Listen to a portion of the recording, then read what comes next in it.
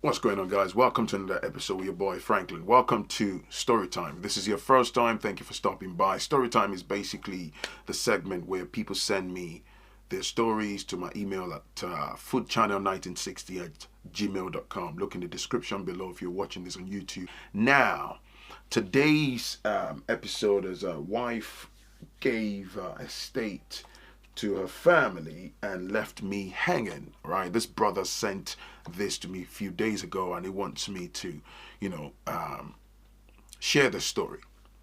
But before I crack on, for those of you that have been watching me for a minute, so I recently set up the Franklin podcast. Okay, so basically, for over time, people have been banging out messages and saying, Franklin, oh, why don't you have a podcast? You know, it would be a lot easier if we're commuting to or from work, or we're doing, other personal stuff. We can listen to your podcast and stuff, or convert some of your, stuff. So maybe sometimes not everyone wants to come on YouTube. I get that, and also it allows me to have a further reach in terms of my content creation and stuff. So I decided to set up the Franklin podcast. All right, if you look in the description, you see the details for that. But in order to get a podcast going, I'm going to need a few equipments. At the very least, I've done my research, in the interest of good production and quality. I'm not trying to break the bank here, but at the very least, you got to have some things in place, to have a very good, that you're listening with your headphones or whatever. It's nice. The quality, the audio, forms a major part of, running a podcast. Now, I'm going to need your help. I'm going to need your support. Okay, there's a GoFundMe link that I set up. I've put, details in there. Feel free to ask me questions. You can push me an email, via the GoFundMe link or via my foodchannel1960 at gmail.com. You can ask me questions about, the podcast. And I will definitely do my very best to answer you. So I'm trying to buy the necessary equipment, upgrade my laptop, and the necessary things that will help me, kick off with the production of my podcast. And there'll be a lot of juicy content that I will be able to bang out, and for the benefit of yourselves who support the brand Franklin. So that's that. If you feel like supporting me, I really appreciate. Just click on the GoFundMe link in the description below, or look in the comment section. It probably will be pinned at the top, and show your love. And if you don't want to use the GoFundMe, you can also do so via PayPal. I've got a PayPal link, or Cash App. If you have a Cash App, I've got that set up. Just say for the podcast, okay? And I'll make sure every donation is well reconciled and well tabulated and stuff. And I'll let you know in the end, when everything is procured and set up, I'll be able to thank everybody involved. That's that, okay? Woof, that's a bit. Now, to today's story. So this gentleman, okay, got married to his lovely wife, a few years ago, and he emphasized on the fact that the marriage was great as far as he's concerned, just the odd occasional friction here and there. But then he did highlight, I must say, that over time they met each other, whilst in back in Nigeria, and they both decided to relocate to the UK. So they have two children. Wife worked within IT, and whilst he did a bit of IT and stuff, he later decided to, start working in along the lines of finance/IT, as he emphasized. But then, as life goes on, he's got two young children, and then he said as life went on, wife developed health problems, and basically it was one fateful Sunday. He said he would never forget this. She found a lump in her left breast, and then it felt like something really small. By the way, just digress very quickly. If you're watching this, I'm not a medical expert. If you're female or a male, you see something really strange, lumps and all these things that shouldn't be on your body, make you feel, make sure you quickly go to your doctor, okay?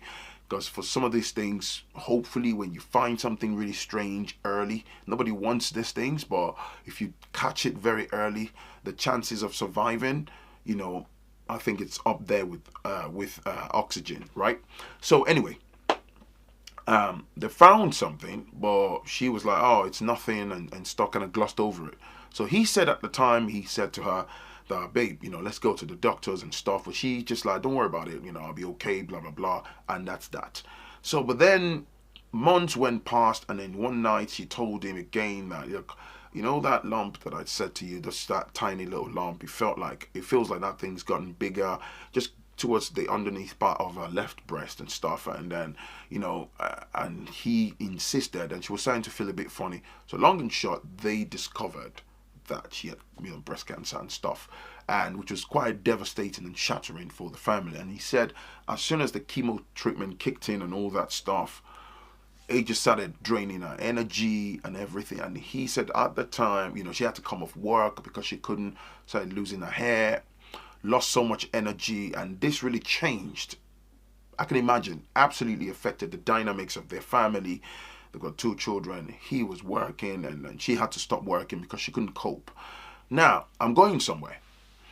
So this guy, he emphasized particularly that over time he was like, "Franklin, I know this is an email. I swear by my life. I swear by the life of my children." He was basically, what I gleaned from that, he was doing his utmost so that me as a reader of that email can believe him, at least that he's telling the truth, that he had never cheated on his wife, or there was no like catastrophic situation.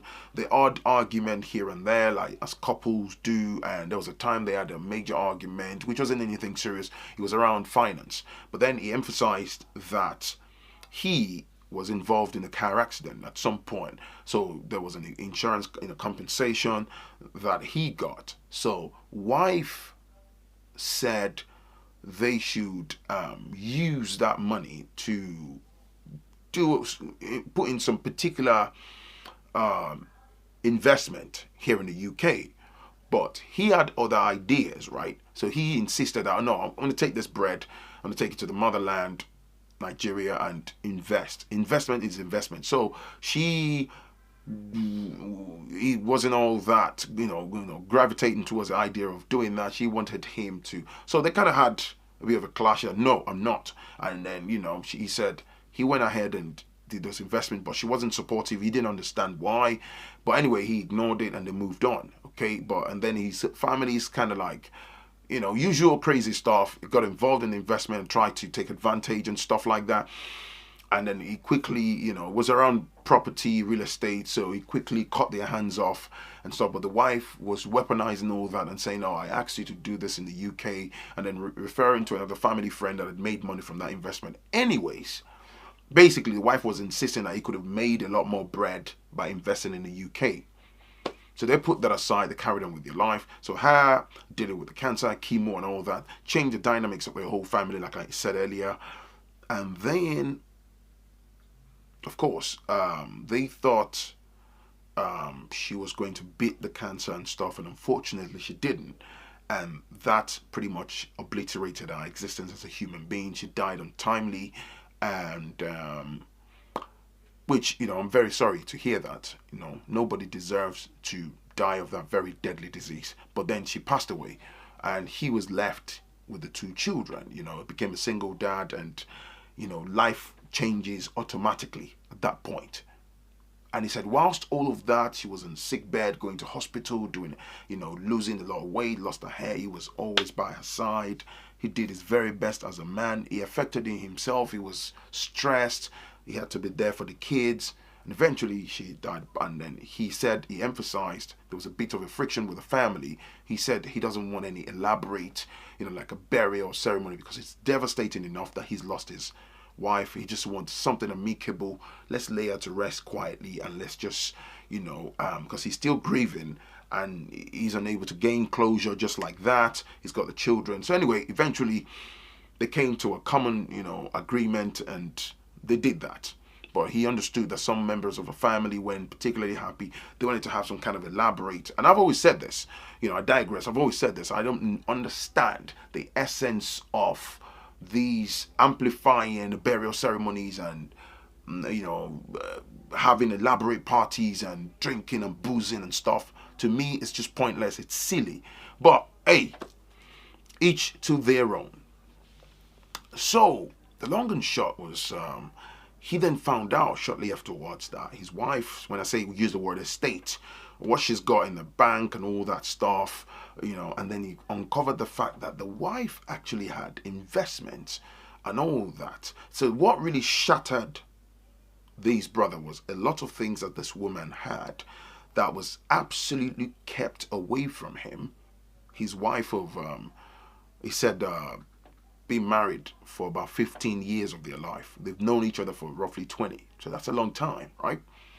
He then found out, I mean, fair enough, she had investments for her 2 children, okay?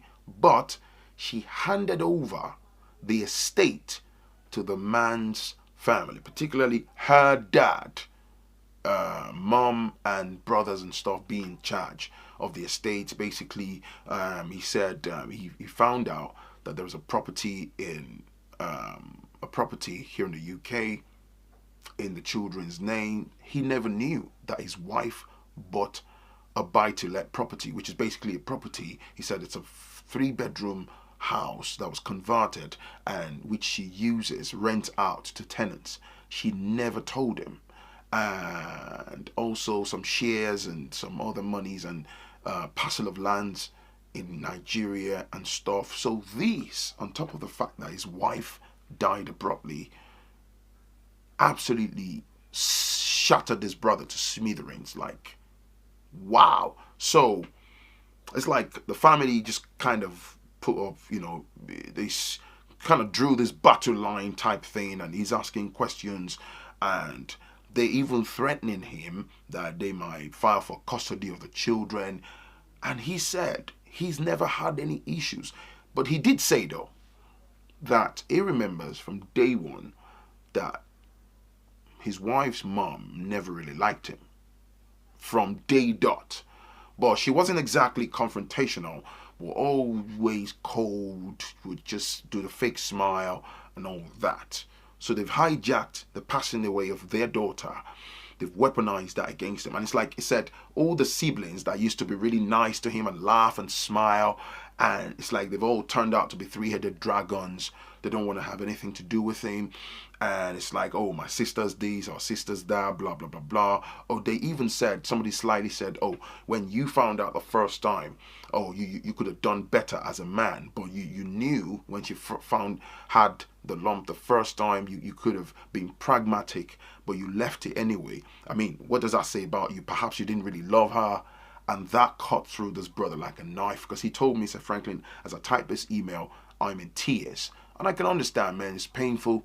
She's gone. You got 2 young children, a 7-year-old and a 5-year-old. And so some people are advising him, just leave it and forge on with life. And he said some people are telling him that he needs to, because he's in charge of the children, he needs to take over the estate and to make sure that the estate, of which of course is going to the children, are well protected and all that stuff. I'm trying here not to talk ill of the dead, even though I'm not naming anybody, even though this is all anonymous. But there's a part of my brain where I'm trying to tread carefully, not to come across as like I'm bashing, because I know somebody's passed away from this. So I'm desperately trying to be very careful with my choice of words. But having said that, I don't know, it's a bit weird that your partner would just abruptly do that, if you get what I'm saying. So it's absolutely weird. I'll be very, very honest with you. So I don't know. So it's painful, I get it, but I don't know what could have built up to that point that you would hide so much, and then your husband, who was by you until the last minute, and he said they exchanged very close words and stuff. She pretty much died in his arms, and you then found out that estate and all that stuff was handed over to her family, mom and dad and brothers and stuff, to be in charge for her, the future of her children. The idea of putting something in place for the future of your young children, I align with. That's fine. any sensible person, man or woman, should do that if they can. But that he wouldn't even trust you enough. Perhaps maybe she thought if she handed them to you, you might end up going to marry another woman, and maybe things might get tampered with, and the estate, the property ownership might get transferred to the wrong beneficiaries or something. Maybe. I think it's a bit extreme, but like I say, what do you think, man? So that's the story. The brother was asking me what would do. The only thing I'm going to say in close is, please, whilst I understand that it's painful, it's gut-wrenching, it's heartbreaking, please, let her rest in peace, okay? And particularly because of your young children, don't draw the battle lines with the family, okay? Just make sure, the only thing I would say is, if the father, her father, your father-in-law, mother-in-law, and your wife's brothers or whatever are being put in charge of the estate, just make sure that, he said when the children turn 25, things will be passed on to them. Great stuff.